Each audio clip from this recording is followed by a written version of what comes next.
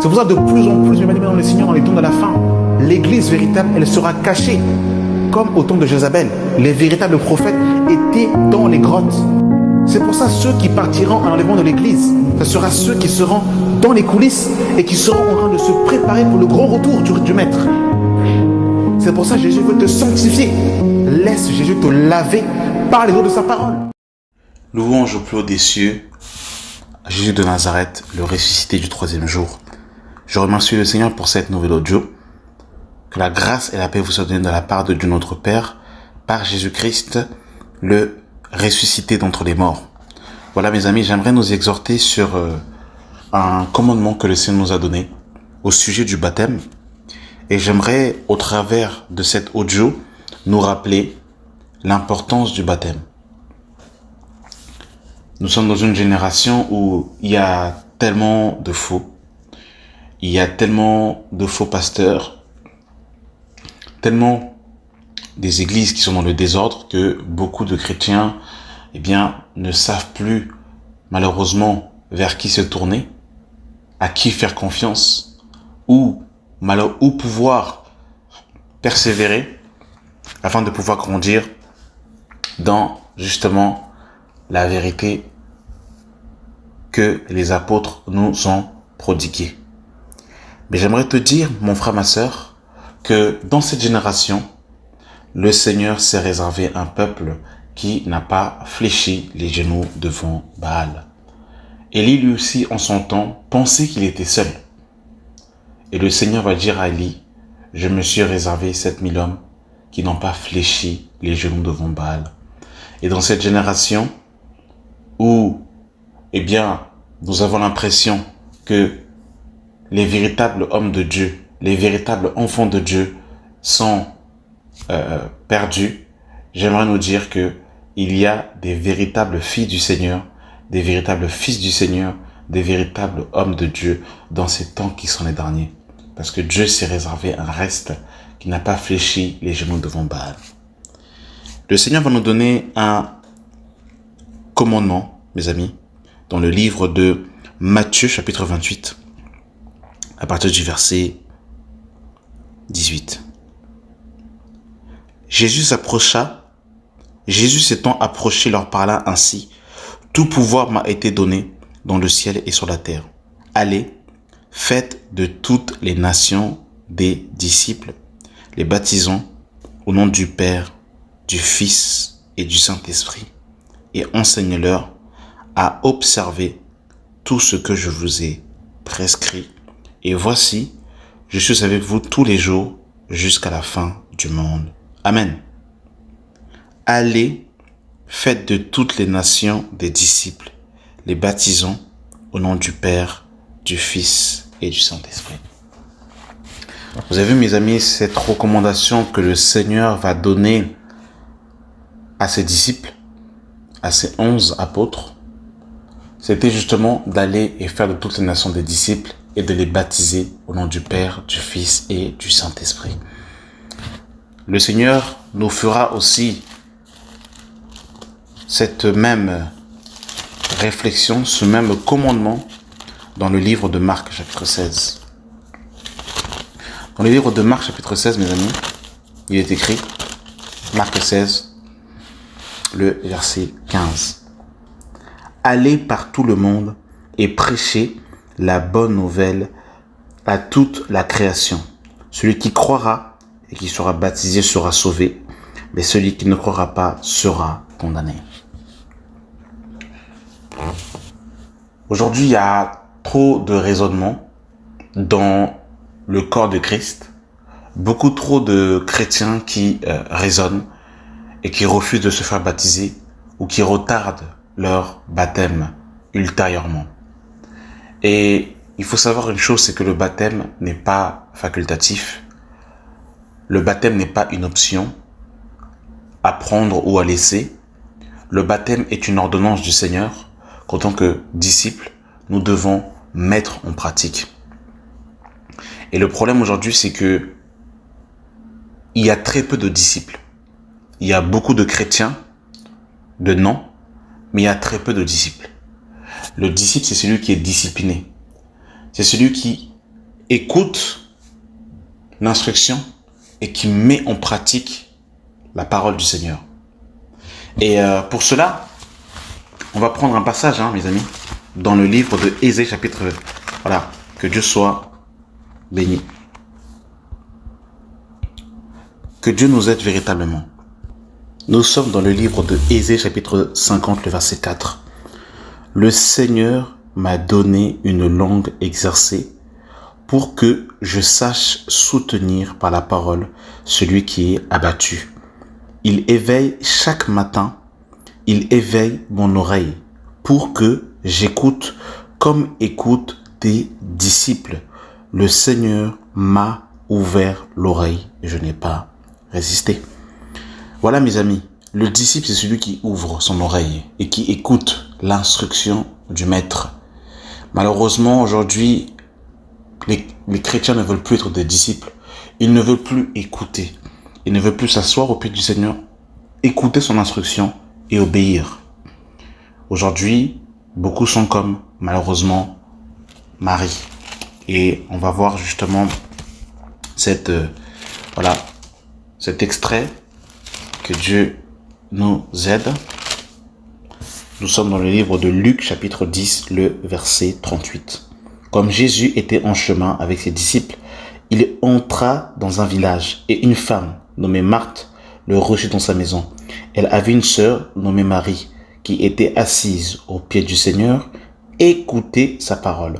Marthe, occupée à diversion domestique, survint et dit: Seigneur, cela ne te fait-il rien que ma sœur me laisse seule pour servir?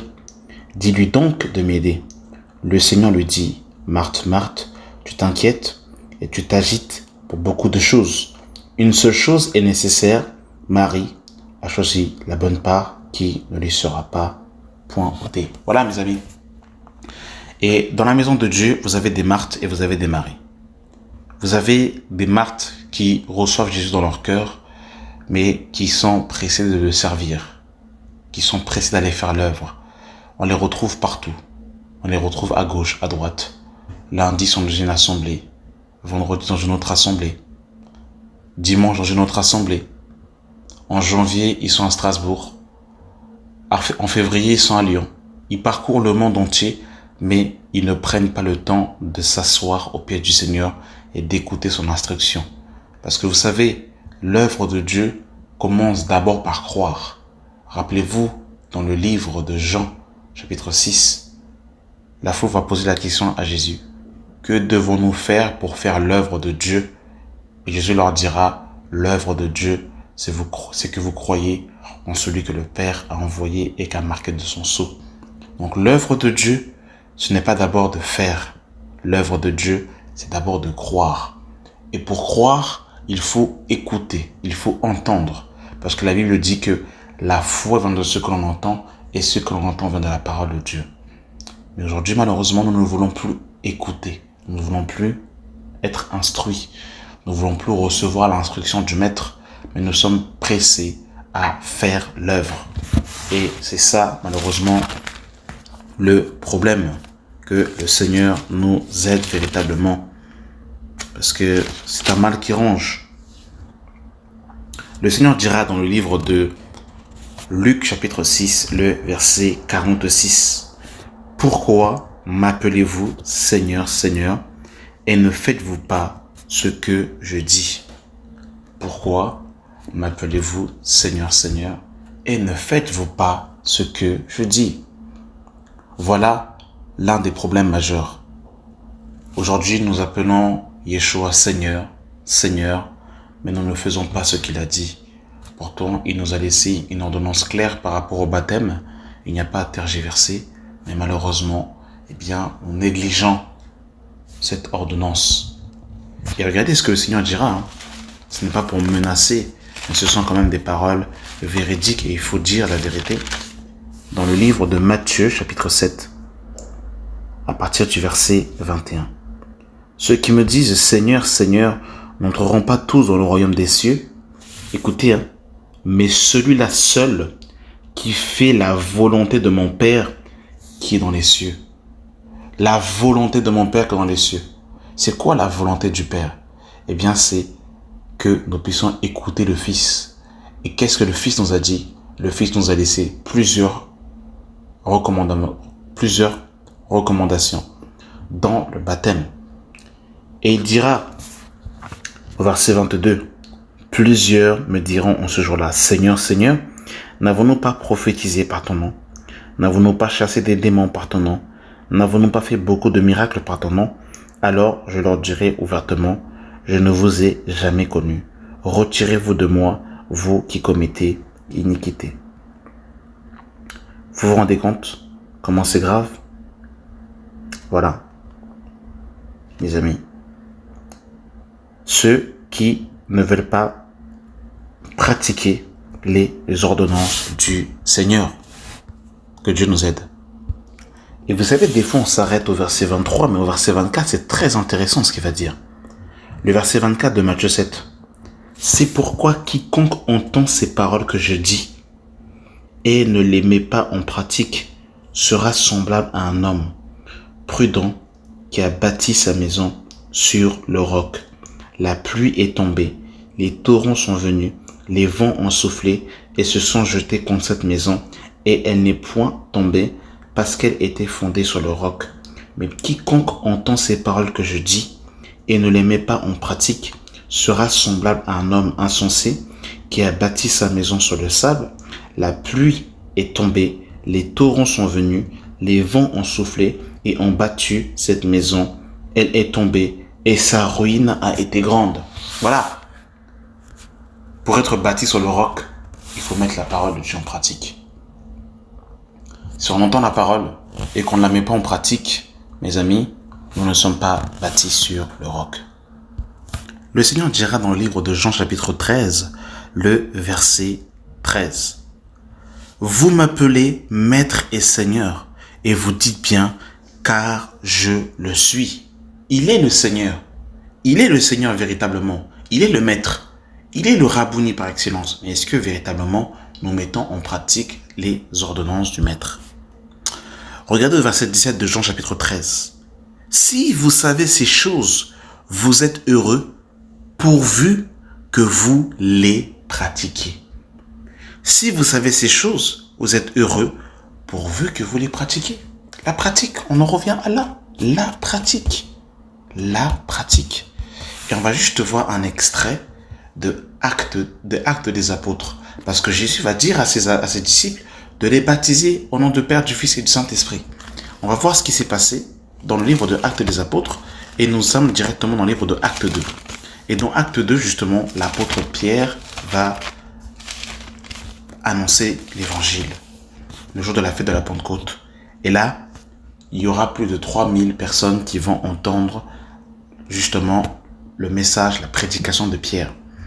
Et dans Acte 2, le verset 37, il est écrit: après avoir entendu ce discours, ils eurent le cœur vivement touché et ils dirent à Pierre et aux autres apôtres: hommes, frères, que ferons-nous? Pierre leur dit: repentez-vous et que chacun de vous soit baptisé au nom de Jésus-Christ pour le pardon de vos péchés et vous recevrez le don du Saint-Esprit. Car la promesse est pour vous et pour vos enfants et pour tous ceux qui sont au loin, en aussi grand nombre que le Seigneur notre Dieu les appellera. Et par plusieurs autres paroles, ils les conjuguèrent et les exhortèrent en disant: sauvez-vous de cette génération perverse et corrompue. Voilà, mes amis, ils vont se faire baptiser sur les propos de Pierre. Verset 41. Ceux qui reçurent de bon cœur sa parole. Ceux qui reçurent de bon cœur sa parole. As-tu reçu la parole de bon cœur ou as-tu reçu la parole intellectuellement?